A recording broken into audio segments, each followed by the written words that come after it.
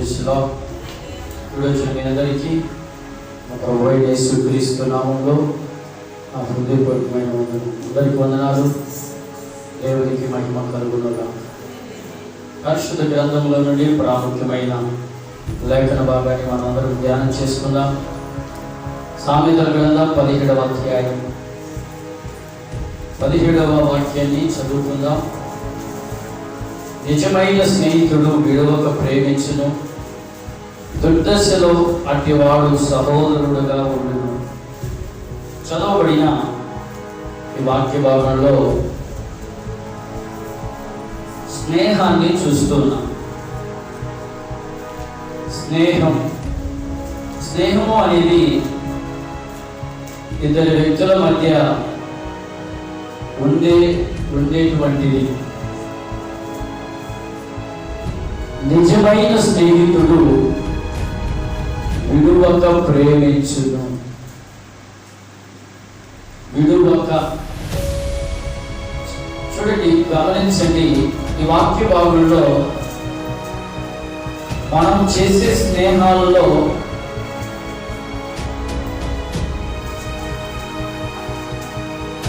చాలా స్వార్థం ఉంటుంది. ఎవరితో నేను స్నేహం చేసుకున్నాము అంటే వాళ్ళ ద్వారా ఏదైనా ఆశించి స్నేహం చేస్తాం. వాళ్ళ వలన మనకు ఏది ఒరిగేది లేదు అనుకుంటే ఏమాత్రం కూడా స్నేహాన్ని చేయదు. గమనించండి, ఈ వాక్య భాగాన్ని విడువక, మన స్నేహం దేవునితో ఒక స్థిరమైన స్నేహముగా ఉండాలి. దేవునికి మహిమ కలుగును గాక. చెప్పండి అందరూ గట్టిగా హల్లెలూయా. స్నేహం ఎవరి ముందు విప్పని సంగతులు కూడా స్నేహం ముందు విప్పబడతాయి. ఒకవేళ స్నేహం చేస్తే భర్త భార్యతో కూడా కొన్ని విషయాలు చెప్పుకోడు, కానీ స్నేహితులతో అన్ని సంగతులు చెప్పుకుంటారు. కానీ ఒక నిజమైన స్నేహం అనేది ఎలాంటిది అంటే దుర్దశలో కూడా అట్టివాడు సహోదరుడుగా ఉండును. దుర్దశలో అంటే కష్టము కలిగిన సమయంలో కూడా నిజమైన స్నేహితుడు విడిచిపెట్టడు. శ్రమ కలిగిన, బాధలు కలిగిన, ఇబ్బందులు కలిగిన వేళలో కూడా తన స్నేహితుడికి ఇబ్బందులు కలిగిన సమయాలలో, సందర్భాలలో కూడా స్నేహితుడిని విడిచిపెట్టకుండా ఆ సమయంలో అతనికి సహాయకుడుగా ఉంటాడు. దేవునికి మహిమ కలుగును గాక.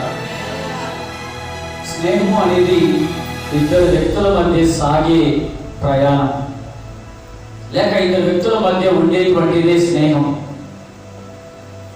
స్నేహం అన్ని సమయాలలో విడువని స్నేహముగా ఉండాలి. ఏ స్నేహం? విడువని స్నేహం. విడువక. దేవునికి మహిమ కలుగును గాక. మనం ఆరాధించే దేవునితో కూడా మన స్నేహం ఎలా ఉండాలి అంటే విడువక ఉండాలి. కొంతకాలం స్నేహం చేసి దేవునితో విడిచిపెట్టేదిగా ఉండకూడదు. స్నేహం అన్ని సమయాలలో ఒక స్థిరమైన స్నేహముగా దేవునితో మనము కలిగి ఉన్నప్పుడు దేవుని సన్నిధిలో మనము ఆశీర్వాదాలను మనము పొందుకోగలం. దేవునికి మహిమ కలుగును గాక. ప్రియ సహోదరులారా, గమనించండి, పరిశుద్ధ గ్రంథములో ఇద్దరు వ్యక్తుల మధ్య సాగినటువంటి స్నేహాన్ని, లేక ఇద్దరు వ్యక్తుల మధ్య ప్రయాణం జరిగినటువంటి ఆత్మీయ సత్యములను మనం బైబిల్ గ్రంథంలో తెలుసుకోవాలి. దేవునికి మహిమ కలుగును గాక. బెత్లెహేములో కరువు వచ్చినప్పుడు తన కట్టుకున్న భర్తను కన్న కుమారులను తీసుకొని మోయాబు దేశంలో కాపురం ఉండటకు వెళ్ళి ఉంది. ఆ మోయాబు దేశంలో తన జీవితంలో కట్టుకున్న భర్తను కోల్పోయింది, కన్న కుమారులను కోల్పోయింది. చేసేది ఏమీ లేక తన జీవితంలో ఒక రోజున తన దేశాన్ని గురించి లేక తన ఉన్నటువంటి ప్రాంతాన్ని గురించి దేవుడు తన జనులను దర్శించినని తెలుసుకొని మరలా తిరుగు ప్రయాణం చేస్తున్న సమయంలో కోడళ్ళు తనతో కూడా వస్తాడేమో అని తన కోడళ్ళ గురించి చెప్పింది. అమ్మా, మీరు యవనస్తులు వివాహం చేసుకొని మరలా మీరు మీ జీవితాలను చక్కగా మీరు క్షేమంగా ఉండండి అని యెహోవా దయ మీ మీద ఉండేటట్లుగా అని తను కోరుకుంది. ఇక వెంటనే ఓర్పా ముందు పెట్టుకుంది. ఎంత మంచి అంత దొరికింది, ఇంకొక భర్తను చేసుకోమని చెప్పిన అంత ఇంత బంగారం లాంటి అంత నాకు దొరికింది అని ఓర్పా ముందు పెట్టుకొని అక్కడే ఉండిపోయి రూతు ఉంది చూడండి. రూతు వెంటనే ఏమన్నదో తెలుసా? నన్ను విడిచిపెట్టొద్దని ప్రతి ఏ మాత్రం చెప్పొద్దు, నాతో మాత్రం ఆ మాట చెప్పొద్దు. వెంటనే ఈ రూతు ఏం చెప్పింది ఒకసారి చదవండి, మీకు అర్థమవుతుంది. రూతు గ్రంథం 1వ అధ్యాయం 16వ వచనం 17వ వచనం చదువుకుందాం. అందుకు రూతు నా వెంబడి రావద్దని, చూసారు, నన్ను విడిచిపెట్టుమని నన్ను ప్రతిమాలాడొద్దు, నీవు వెళ్ళు చోటికి నేను వస్తాను, నీవు నివసించు చోటనే నేను ఉంటాను, నీ జనమే నా జనం, నీ దేవుడే నా దేవుడు, నీవు మృతి పొందు చోట నేను మృతి పొందుతాను. దేవుని మహిమ కలుగును గాక. అందరూ హుషారుగా చెప్పండి, గడియాలయ్యా. ఏమండి, ఒక కోడలేమో సరైనటువంటి విధానం లేదు. ఒక కోడలు రూతుకు అత్తకు ఉన్నటువంటి బంధం ఎలాంటిదో చూడండి. అక్క, మీ ఊరికి వెళ్ళిపోతున్నావు, మీ ఊరికి దాటిపోతున్నావు, నా పరిస్థితి ఏమిటి, నా స్థితిగతి ఏమిటి? అలాంటిది ఏమీ లేకుండా అత్తతో ఎలాంటి బంధం ఉందో తెలుసా? ఒక స్థిరమైన స్నేహము బంధము కలిగి ఉంది. చెప్పండి అందరి గట్టిగా హల్లెలూయా. దీనిని మీరు ఎలా చూడాలి అంటే దేవుడితో ఉన్న ఒక స్నేహం లాగా చూడాలి. ఏమంటుంది? నీ దేవుడే అంటే ఏంటి? నువ్వు ఏ దేవుని ఆరాధిస్తున్నావో నేను కూడా ఆ దేవుని ఆరాధిస్తాను. నువ్వు ఎక్కడ మృతి పొందుతావో నేను అక్కడే మృతి పొందుతాను. నువ్వు ఎక్కడ పాపి పెట్టబడతావో నేను అక్కడ పాపి పెట్టబడతాను. ఎలాంటి స్నేహం ఇది? ఓర్వ స్నేహం ఎలా ఉంది? రూతు స్నేహం ఎలా ఉంది? దేవునికి మహిమ కలుగును గాక. ఓర్పా స్నేహం కొంతకాలముతో కూడా ఉండిన స్నేహం. ఏ స్నేహం అండి? కొంతకాలముతో కూడిన ఉండిన స్నేహం. కానీ రూతు యొక్క స్నేహం ఎలా ఉంది అంటే అంతము వరకు అంతతోనే స్నేహం చేసి కొనసాగింది. దేవునికి మహిమ కలుగును గాక. స్నేహం ఒక స్థిరమైనదిగా ఉండాలి. ఎలా ఉండాలి? స్థిరమైనదిగా ఉండాలి. అందుకే రూతు చరిత్ర కొత్త నిబంధనలో రాయబడి ఉంది. దేవునికి మహిమ కలుగును గాక. ముద్దు పెట్టుకున్న ఆమె పేరు చరిత్రలో, కొత్త నిబంధన చరిత్రలో ఆమె పేరు రాయబడలేదు. స్థిరంగా దేవుని వెంబడించినటువంటి వారి పేర్లు చరిత్రలలో నిలవబడబోతున్నాయి. గట్టిగా హల్లెలూయా. మీ పేరు చరిత్రలో దేవుడు లిఖించబోతున్నాడు. మీ పేర్లు చరిత్రలో ఉంటాయి. దేవుని స్తోత్రం చెప్పండి. రూతు చరిత్ర క్రొత్త నిబంధనలో దేవుడు లిఖించాడు. అంత మాత్రమే కాదు, ఆమెలో నుండి ప్రభువైన యేసుక్రీస్తు వచ్చాడు. దేవునికి మహిమ కలుగును గాక. ఈరోజు ప్రియ సహోదరులారా గమనించండి, స్థిరమైన స్నేహములో ఎంత గొప్ప ఆశీర్వాదం రూతు పొంది ఉంది. స్థిరమైన స్నేహము కలిగి ఉండబట్టి బోయాజు పొలములో పరిగె ఏరుకు ఉన్న ఆ పరిగె ఆమె పనివారి వెనుక ఏరుకుంటూ ఉన్న ఆమె తిని తృప్తి పొంది, ఆమె అత్త కూడా తిని తృప్తి పొంది మిగిల్చబడి ఉన్నాయి. దేవునికి స్తోత్రం. ఆ ఇంట్లో ఎలాంటి ఆశీర్వాదం ఉందంటే మిగిలిన ఆశీర్వాదం. ఏ ఆశీర్వాదం? ఈరోజు మనం తింటే రేపటి కోసం ఎదురు చూడాలి, కానీ రూతు విషయంలో రేపటి కొరకు ఎదురు చూచే లేకుండా ముందుగానే వారు తిని తృప్తి పొంది మిగిల్చిన అనుభవాన్ని దేవుడు వారి జీవితంలో అనుగ్రహించారు. దేవునికి స్తోత్రం. ఒకప్పుడు రూతు పనివారి ఎనుక పరిగి ఏరుకునేది. ఏమి ఏరుకునేదండి? పనివారి ఎనుక పరిగి ఏరుకునేది. పనివాళ్ళు ఉన్నారు కదా, ఆ పనులలో ఆమె ఒక ఘనమైనదిగా ఎంచబడినది కాదు. బోయాజు పొలంలో చాలా మంది పనివాళ్ళు ఉన్నారు, యవనస్తులు ఉన్నారు, కానీ ఆమె మాత్రం ఒక పని స్త్రీగా చేరలేదు. కానీ ఆ పొలంలో ఎనుక పరిగి ఏరుకుంటూ వెళుతుంది. అంటే ఆమె అంత ఘనహీనముగా ఉన్నటువంటి ఆమె ఆ పొలానికి ఓనర్ అయిపోయింది. చెప్పాలా?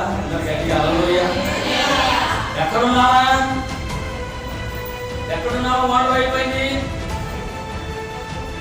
ఎక్కడున్నామండి? పరిగి ఎదుర్కొన్నామండి. పనులు అందులో పని వాళ్ళు, ఆ పనులు అందులో చేరిన వాళ్ళు ఘనంగానా, లేకపోతే ఈమె పరిగి ఎదుర్కొనేవి ఘనమైనదేమో? మీరు ఆలోచించండి. దీన్ని మీరు ఎలా భావించాలి అంటే, అక్కడ అత్త అని కాకుండా దేవునితో ఉన్న స్నేహాన్ని బట్టి దేవుడు మనల్ని ఓనర్లుగా మార్చబోతున్నాడు. ఓనర్ అంటే వివాహం చేసుకుంటే ఏమైపోయింది? పొలానికి కూడా ఏమైపోయింది? ఓనర్ అయిందా లేదా? ఓనర్ ఉంటే ఓనర్ని చేసుకుంటే ఓనరే కదా. ఓనర్ లేదు, ఓనర్ అమ్మ భార్య లేదా? చెప్పండి అందరూ గట్టిగా హల్లెలూయా. దీన్ని ఎలా ఆలోచించాలి అంటే, దేవునితో ఉన్న స్థిరమైన స్నేహం. ఎవరితో స్నేహం? దేవునితో మనం స్నేహంగానే చేస్తే ఆ స్నేహం ఎలా ఉండాలి? విడిచిపెట్టని స్నేహం. కరువు వచ్చినా విడిచిపెట్టకూడదు. ఏమండి, రూతుకి కష్టం వచ్చింది, విడిచిపెట్టిందా?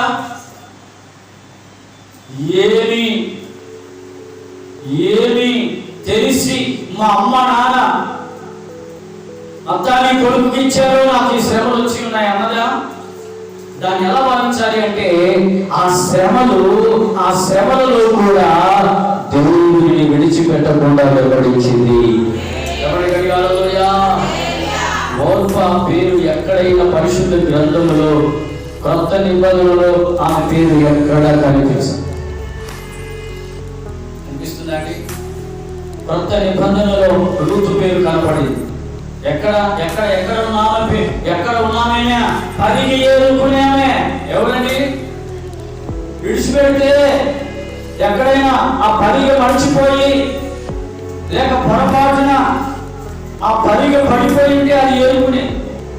ఏమంటే ఒడ్లు కోసేటప్పుడు కొన్ని ఒడ్లు పరిగెలు పడిపోతుంటాయి.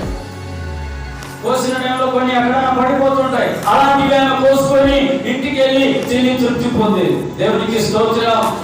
అలాంటి ఆమె దేవుడు బోయాజుకు వివాహం చేసుకునే ఓనర్ అయిపోయింది. దేవునికి స్తోత్రం.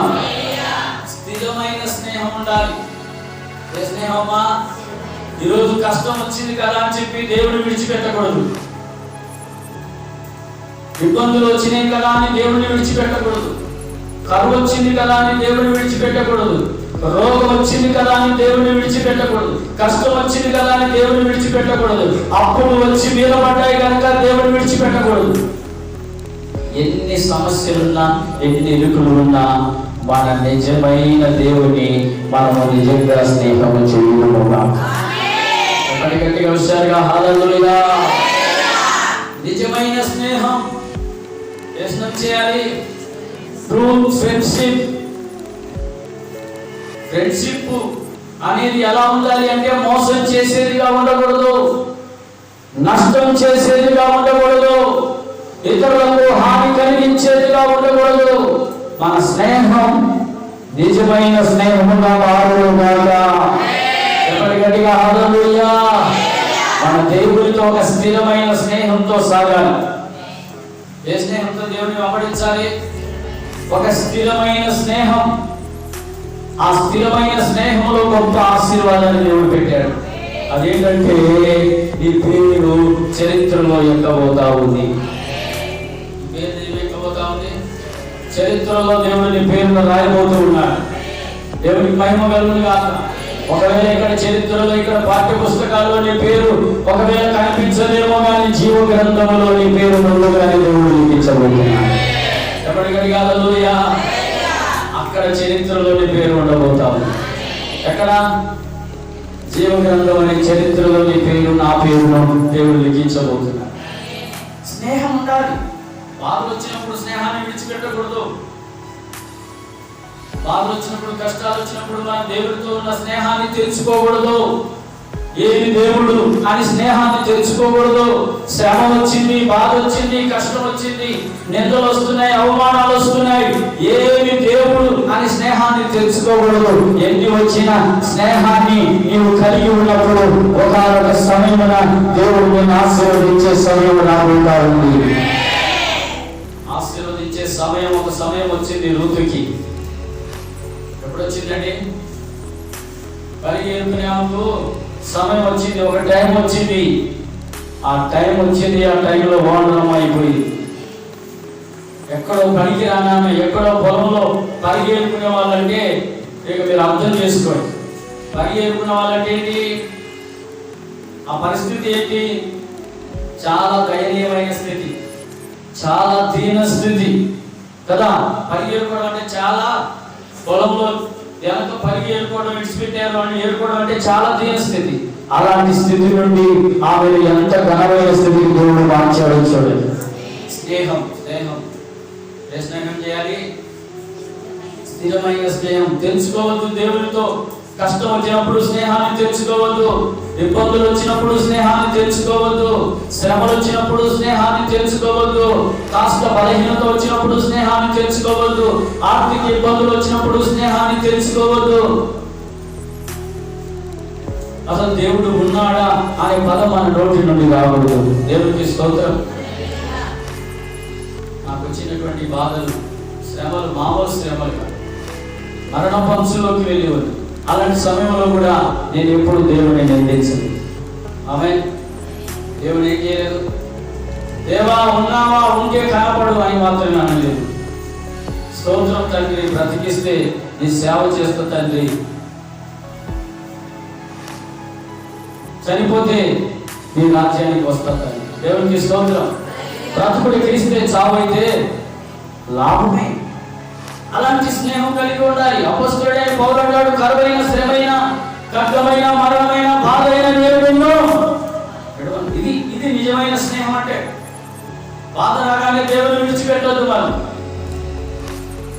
ఇబ్బందులు రాగానే ఏం దేవుడు, అసలు దేవుడు ఉంటే నా పరిస్థితి ఇలా కాదు, నీవు ఓపిక పట్టు.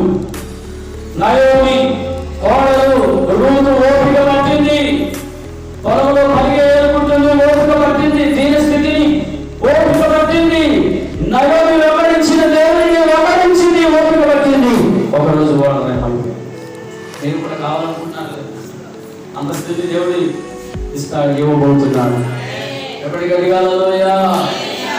అప్పుడే సహోదరులారా చూడండి, మరొక మాట కూడా నేను మీతో చెప్తాను.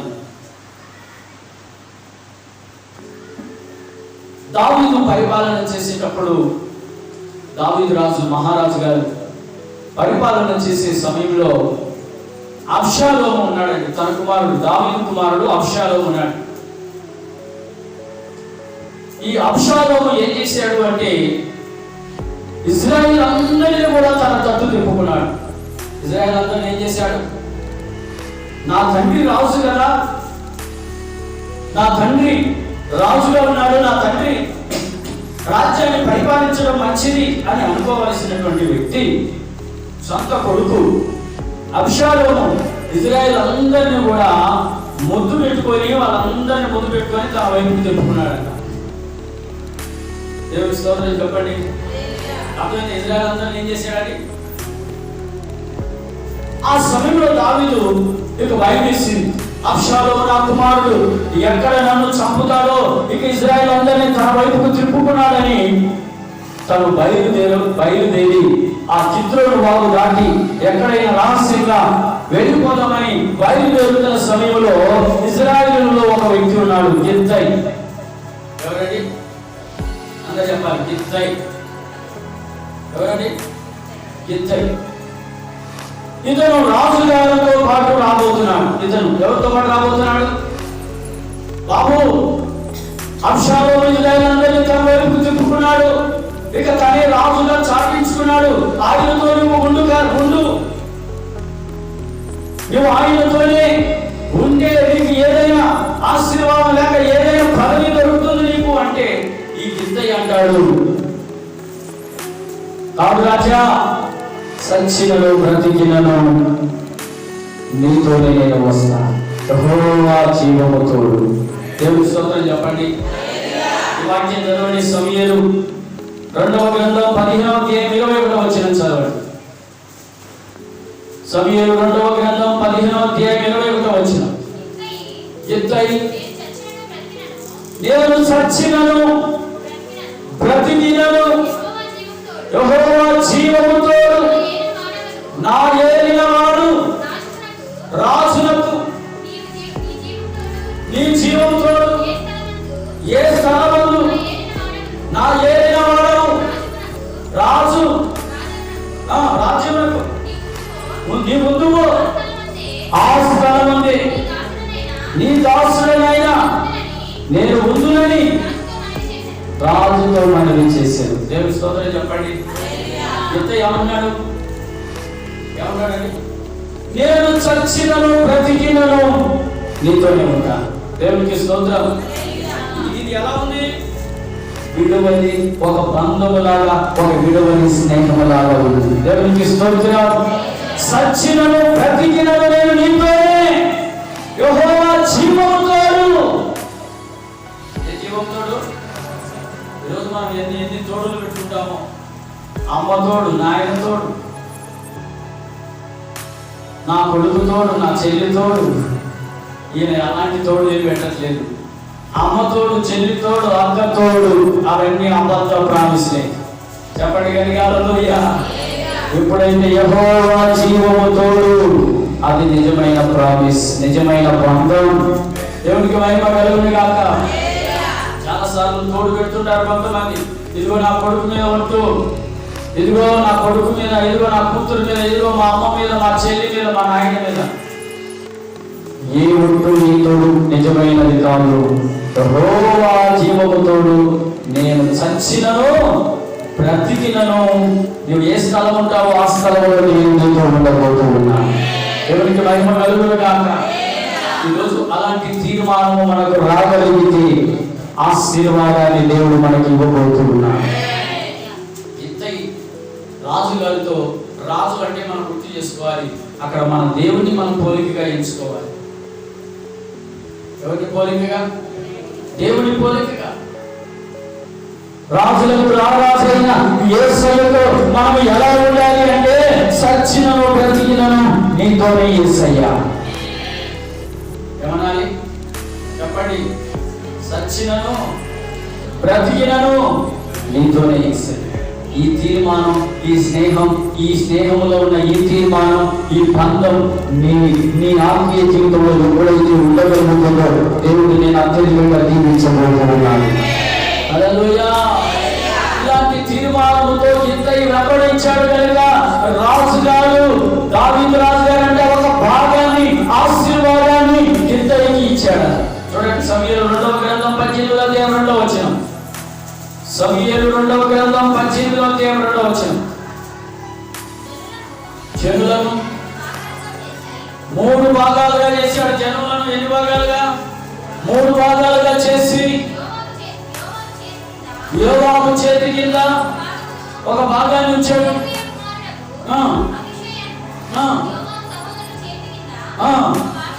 ఒక భాగమును ఎవరు?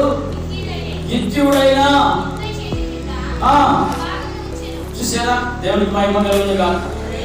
ఏమండి, ఒక ఇజ్రాయెల్ నుంచి మామూలుగా తీర్మానం, ఒక గట్టి తీర్మానం చేసుకుని వెంబడిస్తే ఇప్పుడు ఎలాంటి జనాలలో ఒక భాగాన్ని చేతి కింద ఉంటారు వీళ్ళని నువ్వు ఏలుబడి చేయాలి. దేవునికి స్తోత్రం. ఒక పదవి తనకు దొరికింది. ఏం దొరికింది? పదవి దొరికింది. ఇప్పుడు ఒక పార్టీతో సచిన బ్రతికినా ఒక పార్టీతో ఉంటే పదవి దొరుకుతుంది. ఈ సంవత్సరం ఈ పార్టీలో ఉంటే వచ్చే సంవత్సరం ఇంకో పార్టీలో, మళ్ళీ ఆ సంవత్సరం వచ్చి ఆ పార్టీలో, ఈ పార్టీలో ఉంటే వాళ్ళకి ఏ పదవి దొరుకుతుంది? ఏది దొరకదు. కర్నూలులో ఎంపీ బుట్టా వెనుక ఉందండి. ఆ బుట్టా వెనుక ఆశపడి అందులోకి పోయింది. అప్పుడు వాళ్ళు ఉన్నప్పుడు ఆమె మళ్ళీ తిరిగి కాడికి వచ్చింది. ఏమీ లేదు, తిరుగుతా ఉంది టూరిస్ట్ బస్సులు. దేవునికి మహిమ.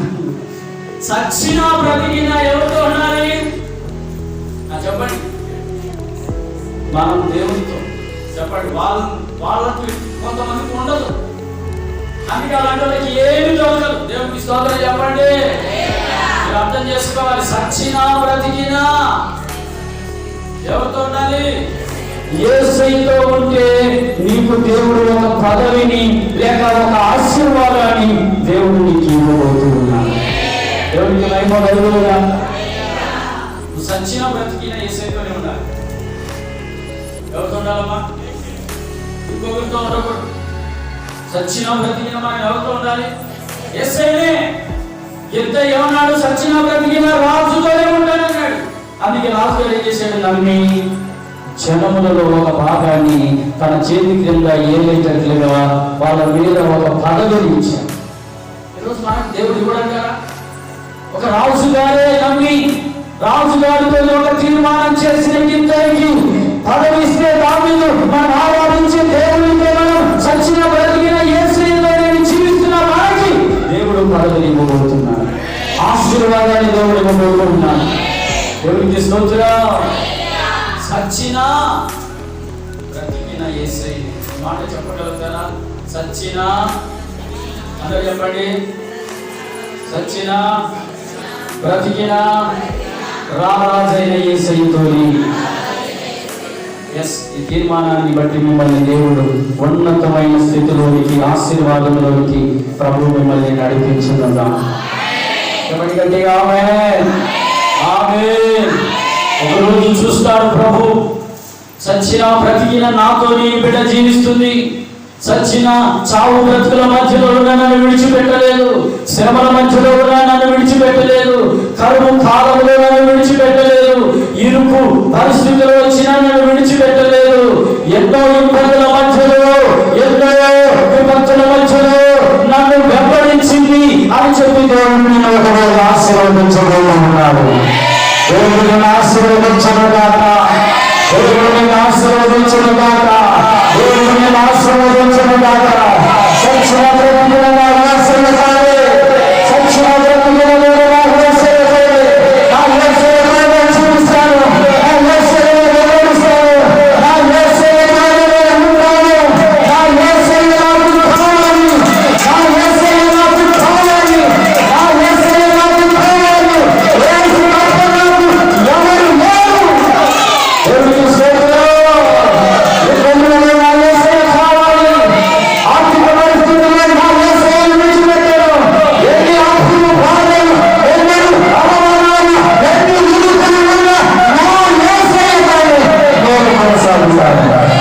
దేవునికి స్తోత్రం. అలాంటి తీర్మానం మనం ఎప్పుడైతే కలిగి ఉంటామో దేవుడు నిన్ను చూస్తాడు, అప్పుడు ఆశీర్వదించబోతున్నాడు. హిత్తయికి అలాంటి తీర్మానం కలిగి వెంబడించాడు. బాబు ఇక్కడే ఉండు అంటే ఉన్నాడా? ఉండలేదు. నీవు ఎక్కడ ఉంటావో, ఏ స్థలం ఉంటావో నేను కూడా ఆ స్థలం ఉంది. సహోదరులను గమనించండి. రూతు నయోమి పట్ల ఎలా ఉంది, దావీదు రాజు గారి పట్ల, గిత్తయి పట్ల ఎలా ఉంది, వీరిద్దరి స్నేహం ఎలా ఉంది? స్థిరమైన స్నేహముగా ఉంది. ఎలాంటి స్నేహం అండి? స్థిరమైన స్నేహం. ఈరోజు లోక సంబంధమైన స్నేహాలు వేరు. లోక సంబంధమైన స్నేహాలను గురించి నేను చెప్పట్లేదు, కానీ నా దేవుని స్నేహాన్ని గురించి మీకు చెబుతున్నా. దేవునికి స్తోత్రం. మనుషుల స్నేహం నమ్మదగినది కాదు. దేవునితో స్నేహం ఎప్పటికైనా నిన్ను ఆశీర్వదిస్తుంది, ఎప్పటికైనా నిన్ను అది ఉన్నత స్థితిలో ఉంచబోతా ఉంది. దేవునికి స్తోత్రం. సహోదరులారా, ఇలాంటి తీర్మానం కలిగి మనం సాగిపోవాలి. ఇలాంటి తీర్మానం కలిగి దేవుని సన్నిధిలో సాగిపోవాలి. ఒక ప్రార్థన చేయండి. ప్రభువా, సచ్చిన బ్రతికిన నీతోనే ఉంటాను అని ఒక తీర్మానం చేయండి. తలలో వచ్చండి అందరూ. సచ్చిన బ్రతికిన నీతోనే యేసయ్యా. రూతు అంటుంది, నన్ను విడిచిపెట్టమని చెప్పొద్దు, నన్ను విడిచిపెట్టని చెప్పొద్దు. నువ్వు ఎక్కడ మృతి పొందుతావో నేను అక్కడ మృతి పొందుతానంటుంది. నువ్వు ఎక్కడ పాతి పెట్టబడతావో నేను అక్కడ పాతి పెట్టబడతానంటుంది. ఈ స్నేహం ఎలా ఉంది? స్థిరమైన స్నేహం, స్థిరమైన స్నేహం, స్థిరమైన స్నేహం. ఏ సహోదరులారా, ఒక స్థిరమైన స్నేహం మనకు కావాలి. స్థిరమైన స్నేహం దేవునితో మనకు కలిగి ఉండాలి. అది రూతు చరిత్రలో లిఖించబడింది.